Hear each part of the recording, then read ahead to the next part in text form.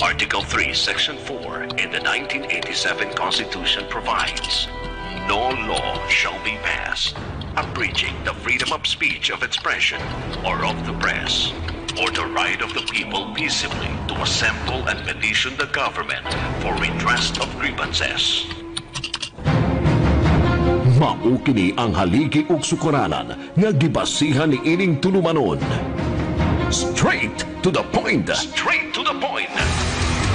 Tulumanon sa patas ug labas nga mga balita. Interviews, investigative reports, undanong nga mga diskusyon ug de prinsipyo nga mga komentaryo. Straight to the point. Straight to the point.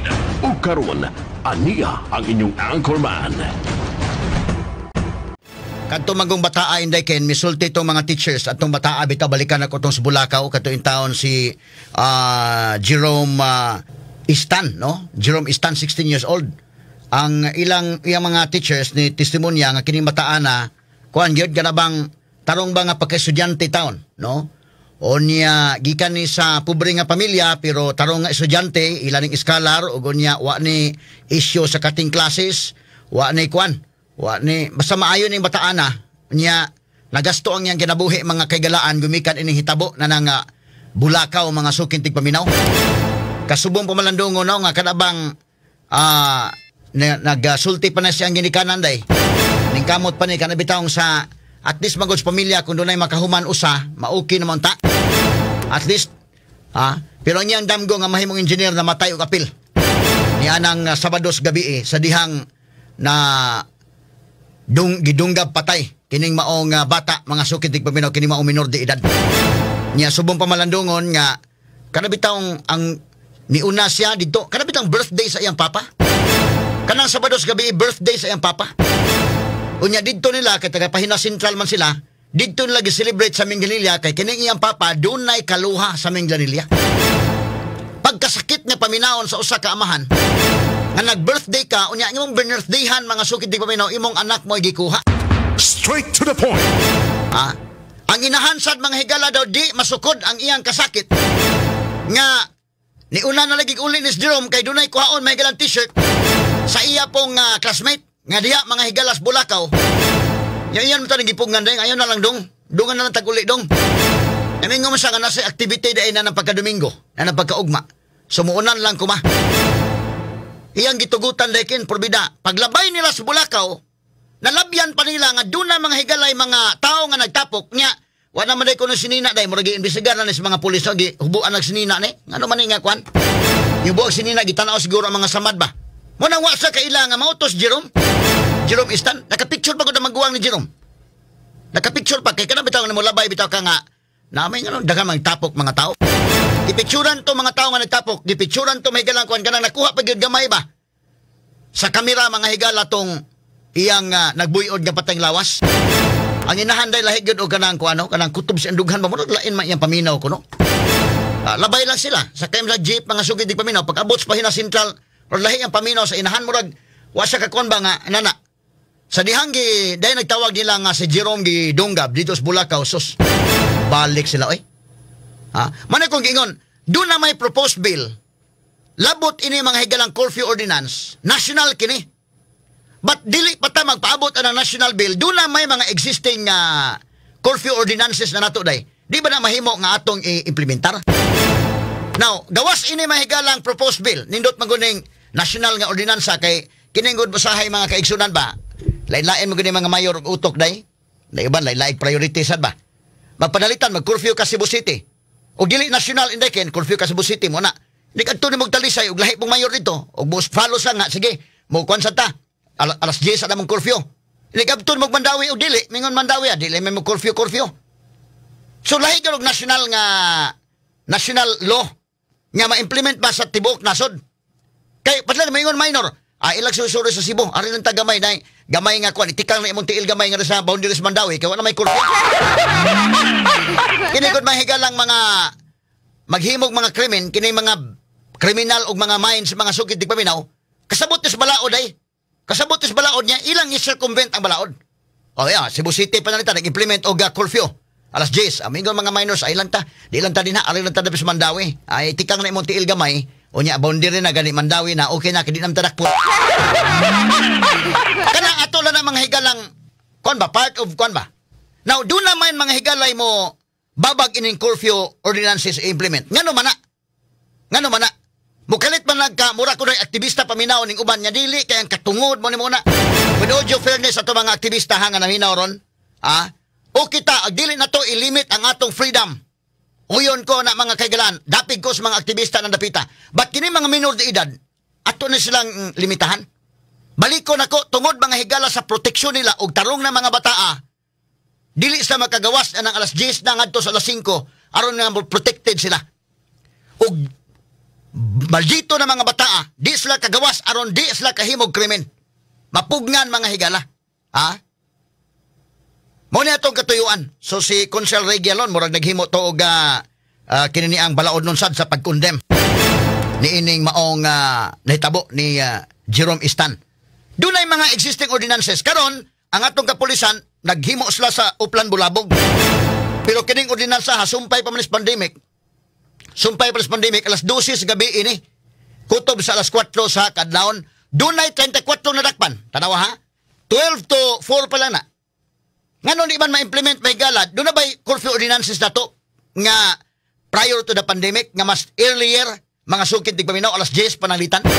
Ato ko nung tawagon si Kwanday, si konsihal Jerry Carillo, kay Murag mautoy gisulti ni kasamang Eli Bolonos, na kahinumdong tana mahigala, kaniad to, nga doon na ng mga inanang ordinansa. Para nako, kini mga minor de edad, sa may ilang business ko sa gawas kay, ang ginikanan mo cooperate. Kini kung kuban mahigala nga moingon nga ayaw ng curfew. Kon mo kunis ka tumang kuning mga negosyante. Kay ila man gud mga higalang negosyohon sa mga sukit tig paminaw kay dunay mga kananan, dunay mga kuan, no mo man ilang katuyuan nga ang mga bata kabantay mo, mga businessman maning kasagaran animo kuan. Kabantay mo nga ang mga bata yo ato lang tugutan mga bata ngano man aron mahalin ang negosyo. Mao man na ang mga kananan, mga imnanan. Kana mga bata ay nanang high school. O ikaw Clint, DJ Clint, unsa man kang graduhan sugod og inom-inom. Kana mga third year high school, fourth year high school, sugod na kana. Sugod na kana bitaw dito sa ato sa probinsya kay usa ka bull tuba man lang ta dito sa. Pero diri sa syudad kuan na siya ba? So nay mga inana no, ning mga oras sa mga kaigsunan ato sang pagtagad kay ato sang klarohon ni mahigala kini mga ordinansa nga nahimo. Si Consel Jerry Carillo nakapasar ni og ordinansa kaniadto mga kagilaan kining curfew ordinance. Ato lang i-confirm mga kagilaan kay karon gud i-implement kining Uplan Bulabog relative to the pandemic naman gud ni. So mo nang atong gitawgan si Consel Jerry Carillo kay naka-sponsor siya nini ug wa ta masayop mga suking tigpaminaw. Lahat ng tanong straight to the point. Attorney Jerry Carillo, konsehal, good morning. Live taron sa DYHP RMN Cebu. Maayong buntag. Rufil, may buntag sa mga suki na itong tigpaminawan. Kons, kinibang hitabo ron in taon sa 16-year-old nga scholar o niya gitulis, gipatay. Mura man gud og natural, mabalik na to ba? Unsaon taman ni atong kalaki nga ang atong peace and order bitaw sa syudad, ma-okay ba unta? Ako i-confirm ni mo, doon na kay curfew, doon na tayo existing curfew ordinance sa Cebu City, no? Kons, no? Tinood na, kami ni Konsehal Manuel Ligaspi sa una sponsored that ordinance mainly to protect our children from any harm, no? Kanya at that time, ang among ang minor nga na-define na mo was 21 years of age, no? Niya from 10 o'clock in the evening until 4 o'clock in the morning. Pero during the pandemic, sa usap ko na 11 o'clock, na 12 o'clock, no, but the ordinance states nga alas 10 nga to sa alas 4 sa kontak. So considering nga kining ordinance, masabot na to nga padayon pa ni kay dili man ni ma-overtaken sa uban nga mga executive orders lang ug unsa pa na mga resolutions niya, Consel Jerry.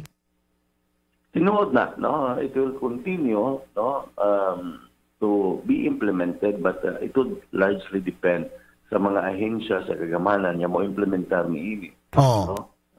Lagi as I've stated during the pandemic, labi na katong hinainay na tang nangabli, so i-modify to nila nga from 10 o'clock, 11 na sad until 4, until nahimo na sa 12 until 4. But it would largely depend sa kang Mayor Mike no, o sa mga kapulisan kung unsa ilang ipatuman nga oras sa curfew, no.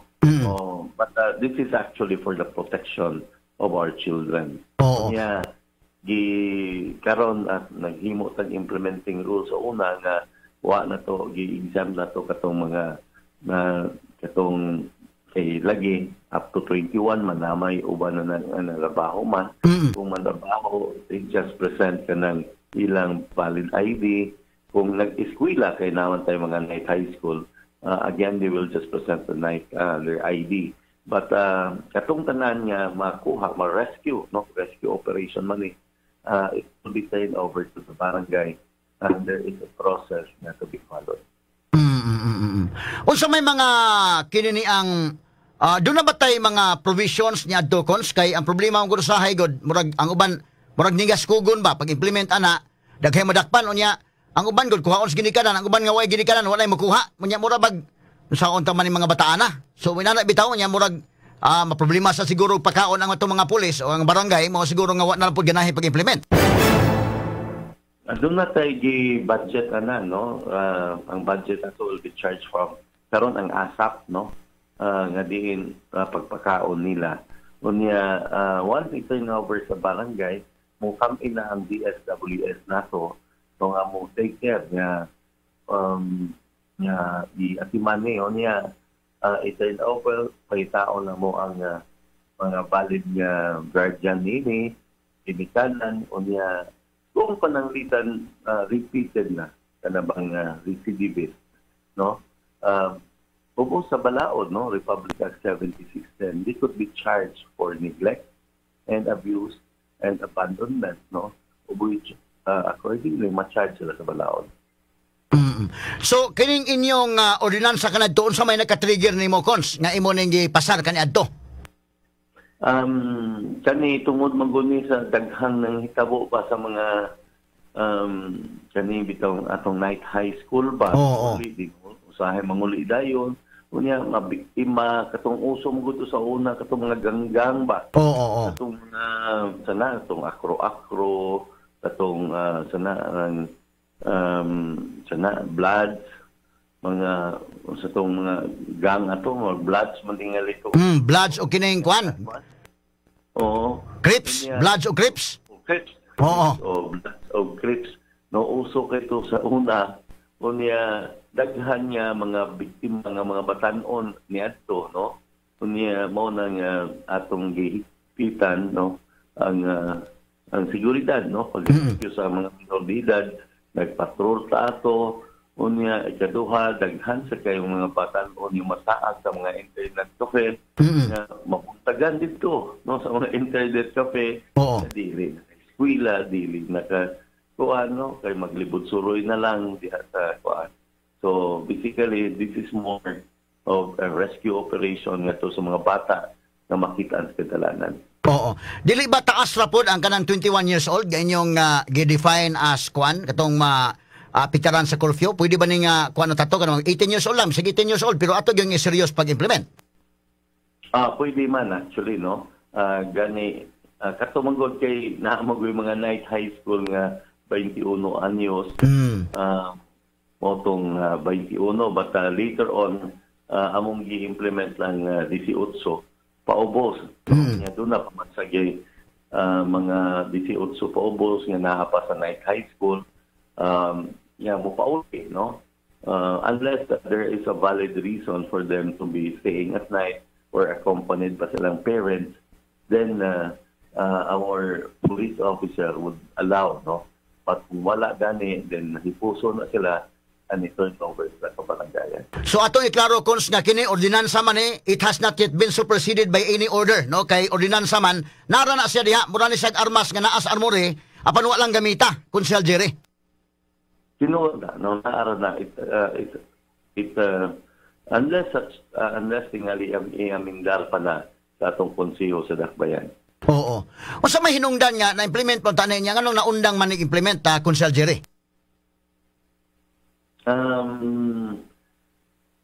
Nawa naman niya itong panahon na. Hindi naman niya. So, wala sa tingali, it's no longer the need of the time. no, kay ingali businesses are being picking up unya ilaman to gitan-aw gud niya murag tagabal sa negosyo kay lagi mga 21 anyos, 18 anyos mao man na sa college mao man ni sagad niya mag nightlife, so mao na unya sagad sa nakita nila nga o sa ni ilang tanahon na may mga patanon karon mga minor de edad nga mag-drive na og auto, no? Unya ingon sila nga kanabang it becomes a statutory law, meaning to say kanang offense nga meaning to say ang kanira mga pobre mo ni atong kuhaon, no? But mainly ang objective din nga this is rescue operation, no? Oo. Meaning to say pagsalbar sa itong kabataan ang mga bata nga nasa kadalanan. Oo, tinuod na no nga kini mga pag 18 years old ni mga batang anak og dato cons, pwede na maka-drive og auto, so di na sa pag curfew. Alkansi to mga pobre nga nagbaktas taon. So tingali usab lang siguro ni bisag 18 years old inana.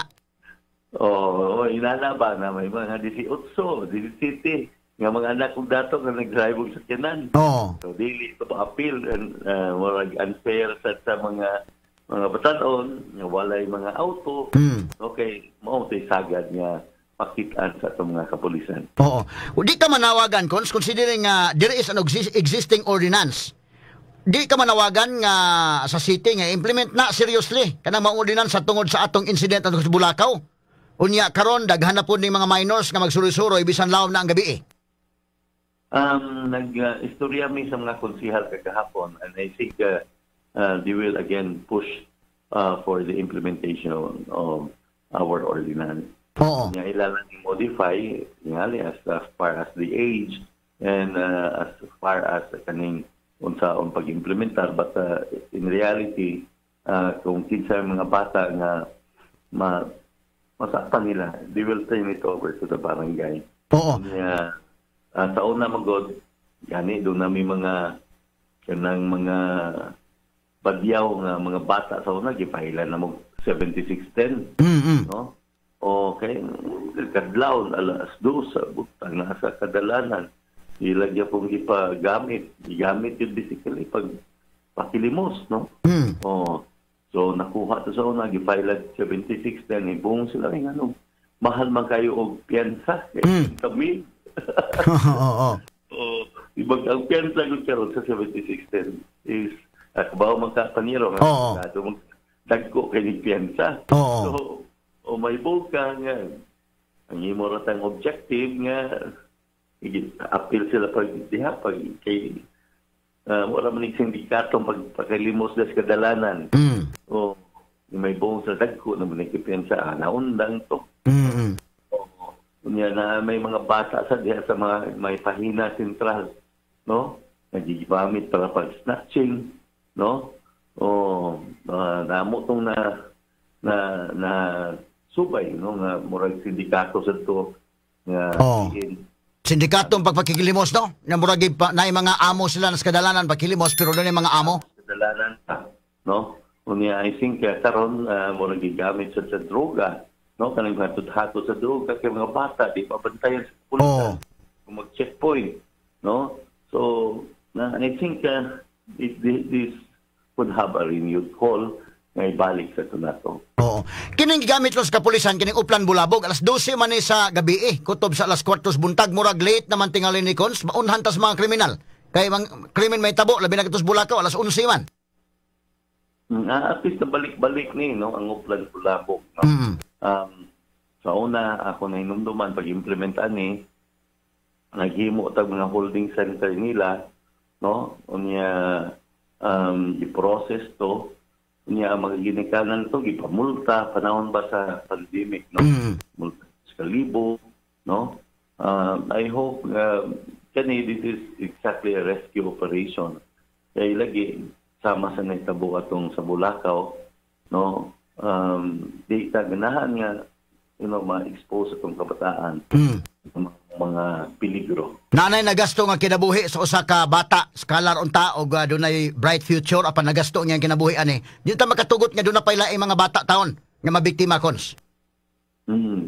Sakto na Rofil, no, especially kung kita sa media would be more vigilant, no, in implementing this, in calling for the local enforcement, the barangay, actually more on the barangay, na i-enforce nila ang maong ordinansa. Kung sa imong reaksyon ining proposed bill karon sa national sa Congress gid mismo doon na nag-propose ani nga ipatuman ang national nga pamaagi pagpatuman sa curfew. Actually doon na may national law, no, naasa na sa PD 603, no, Child and Welfare Code. There is an existing law, pero kaning existing law kaning 21 years old ni, no? I-amend lang gamay. I-amend lang tingali na gamay, i-review lang nila. Unya sa una dakop man gyud to, no? Unya ibutang man gyud to og center, no? Unya kay sa una murag man tingali ma-exempt balaod is below 12 years old, no, 18 and below 9 may exempting, no, mao man to sa PD 603. Kana lang tingali dato diha i-review because PD 603 already provided that provision and the mechanism, no, para asa i-process ang mga batanon. Ang kulang lang gid nato is the centers, no. Karon na dili tanang nasod dunay prisuhan para sa mga bata. Mao gyud. Kay nang maipon ng mga bata ngadto sa mga regular nga prisuhan. So kana dihang dapita, it has to be refined in that direction. Dili man pareha syudad Sugbo nga naaman kay youth center, no? Youth detention center nga naa sa kanang Operation Second Chance, no? Dili man gyud na sa basically treated as a prison, no? More on rehabilitation man yun na. Uban nga mga syudad, uban nga mga dakbayan doesn't have that. Okay. Pero dili ba ta mo problema kon so panalitan ato ging implement ari sa Cebu City kay dili man hitabo ning krimen. Basin og kun bitaw kasugat tag problema kay kini mga negosyante mo babag ni. Kay numero 1, ang ilang mga kananan, ang ilang mga restaurants, ang mga imnanan, ang ilang target kini mga batanon man. Kini mga kuan mo man ni kusog mag-inom na daan ang mga orasa cons. So kung ato ni silang i-curfew, mo reklamo ning mga negosyante kay ang ila pong interes sa business. Di kata kasugat og problema ani pag-implement? Karing ang kinabuhi sa itong mga batanon should be above than the business interest, no?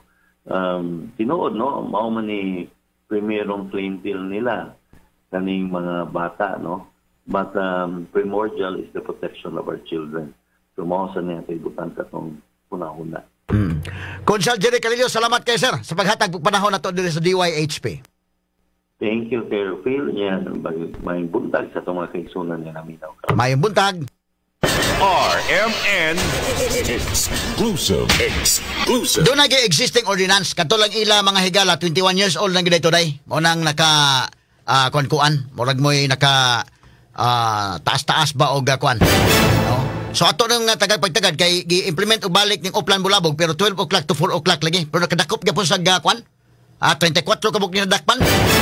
Kay para na kuno seryosohon ni siya Ang problema mo kung ano mga kagalaan, kinigong mga negosyante, mo babag-babag.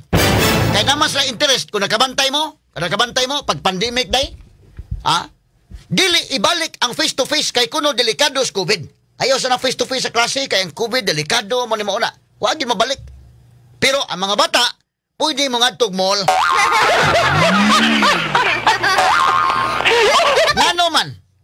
Nga naman, ang klase nga, ang mga bata may gala para sa eskwela, ay, okay lang na.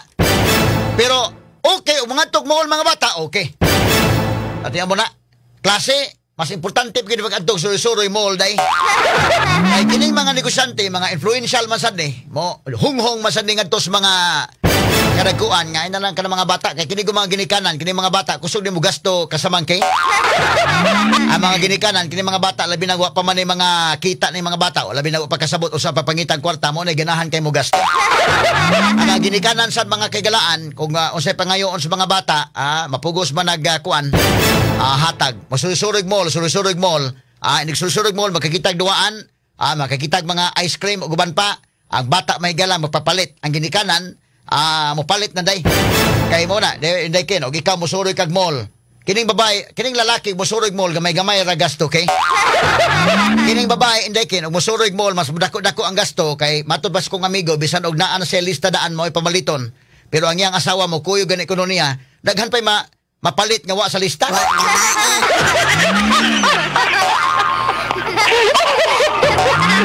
Kay mahilig kay shopping inday ken makakita dito maayuhon mo palit mo nang dako gasto pero mas mudako pa gyud kun dunay bata nga kauban. Wa maapil sa lista mga higala apan magkakita sa bata dito ice cream mo hilak man. Kay magpapalit og ice cream magpapalit og duwaan so magasto ang kwartas ginikanan. Amo ni mga higala nga mo samot ba ang ato mga mall o kuan ba? Kabantay mo face to face dili kay usa lang face to face kay ang COVID lagi naa pa lagi. Pero nganong okay man og atong mga mall ni Moel? Kay aron mahalin ang ilang mga kini man negosyante man yung nagdikta sa dining uban. Bosa din kining mga curfew ordinances. Ipatuman nimo nang alas 10 nga curfew mo tsabo to mga negosyante ay lang mo hunghong man to dito ayo lang sagdi lang nang kuan kay kanang mga diskuhan indekin sus na mga diskuhan anas Mandawi dire sa Cebu City kanang mga disco bitaw nga kon mga batanon oy mga minor de edad mga higala nya nangayog baon as ginikanan mo padanag kuan mo text as ginikanan dito mapa padad iko rin kwarta kay naay amutan abay amutan nga dito mas barkada giamot kay kana business ni. So muna dapat nga timbang-timbangon may galaon sa man ato ipadayo ng bahala nag magkinaon sa or atong implement gyud stricto ning curfew. Pag balik ko nako nganong implement ang curfew aron kadto mga batang mga buutan ang maginikanan mo dapat mo kooperatean ini ang tanan. Kadto mga buutan maproteksyonan sila. Kadto mga maldito anha ra mo sa inyo aron di mo makahimo krimen kay magsigig suroy-suroy makakitag makasugat dito laing kuan kay marigla manulis mo manay kuya o mga sukit di paminaw pero numinunong babag ini nga murag makaingon ka day nga murag yung nakalit kahimog aktivista mga sukit di paminaw mga negosyante punuhay may maingon nga dili kay ang katungod ang mga bata ang ilang katungod aron nga mahalin to ilang red horse.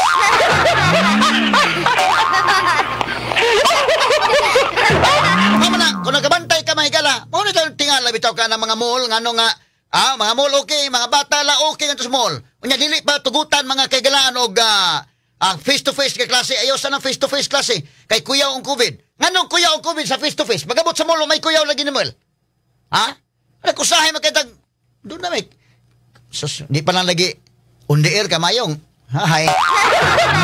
Ilang ko mo gamit yung mga terminong bati na kaya ni undiir man ta. Kabantay ka, o kabuen. O ikaw hindi kin, kabantay ka.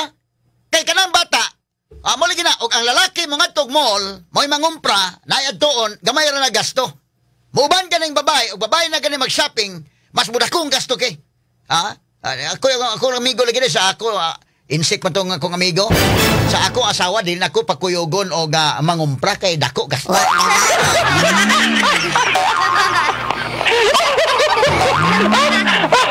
Ako ipalista unsa palitonon o kuyog ako asawa mapalit ang uban misawa sa lista.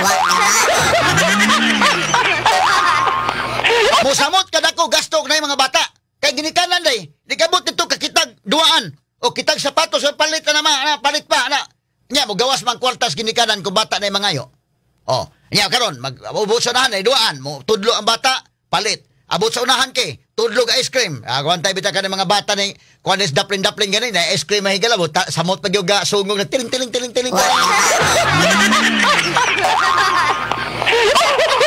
Ang ginikanan taon na bita galingo-lingo niya tuyo-tuyoon sa maligyan ice cream ba labay-labayan yung mga bata tiling. Ikaw ginikanan magtanaw kan hilak bata ni moron na dagkog lusok ang luha kay gusto mo palit ice cream. Ikaw dahil doon na kay kwarta, mapugos na ka. Sige, palit na lang ice cream. Ngayon, palitin na lang na. Labi na mo kuyog ang lulas bata inday ken. Kuyog lulas bata. Bata hilak na karon dagkog lusok ang luha. Kaya nga no, gusto mo kawag ice cream, mapugos kag gawas imong kwarta. Oh. Man, business na. Unya, og di ka mo pugos gawas imong kwarta, usahay nga bisag imong kwarta igo-igo na lang gyud, pugos ka kay naluoy ka sa bata. Ug wa gyud kay kwarta, di man ka maluoy. Ikaduha, kanang imbes kay di mo gawas imong kwarta inday kin, kitaan ka sa mga classmate nimo sa una, mga barkada ba kanay nakaila nimo, imong anak perting hilak. Pero pag kaluloy sa kami, kayo sa pala wa tay kwarta. Patandog sa imong garbo kay. Hindi katandog sa imong garbo, mauwa man ka ikaw ni Mel, ikaw day kin be, susuroy ka da sa imong anak. Unya pagkahuman, mihila kay ni tudlo sa ice cream. Og na kay kwarta nga may naluoy ka sa bata, palit ka. Og wa kay kwarta igo ra di ka maluoy, nay mga nakakita imong mga kaila nga, sabi sa day kin ay wa gipaliting bata nya. Mura sa tandog imong garbo, piplang wa gyud tay kwarta na gyud ani, ha? Unya maikot na sa kanimuel, di masa katuhan mo yung kanimuel nga. Nya manay mga kailan mo nga, ha, di na ko palitan ng batang ice cream, kay tamis kina, makadaot sa diabetes. Ngayon man ang kailan mo, diabetes mo yung tao, yung bata pa ba? Awa na ko palite kay makadiabetes na. Awa palite kay makadaot na ngipon. Kasi mo makailan nga, ngipon wag kay kwarta.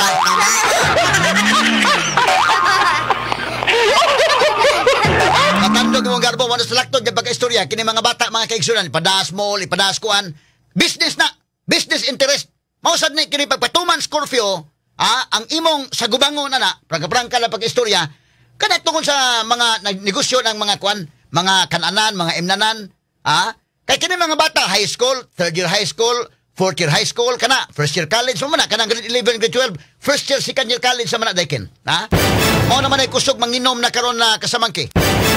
Mupada man lang naglittles ginikanan dito sa una. Karon mo text naman lang nga mama, di ay bayranan dili ma.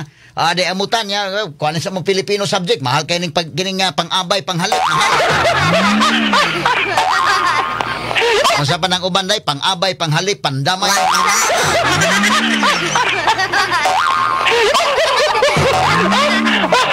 Ini business man ang kontra gid ang business. Ang business nga sektor nga bukan ba kay kito mga negosyantig mga imnananday kin di na mahalin to negosyo ani og kanon ni. Mo na mo kuan dayon dili. Papasumangin to kuan day kin dili kay ang kanang katungod gyud mga kuan nga kinahanglan gagawas nyon gyud da. Nagitay katungod no, ang katungod gyud nato gyud kuan. Ang katungod sa kagaral pero sa at the back of the minds of these people mga sukit tigpabayan ang ilang negosyo nga mahalin.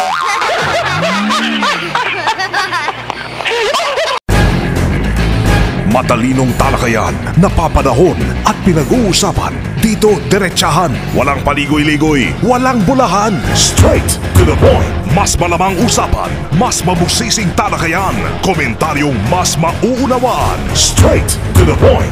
Tata, RMN, radyo mo nationwide.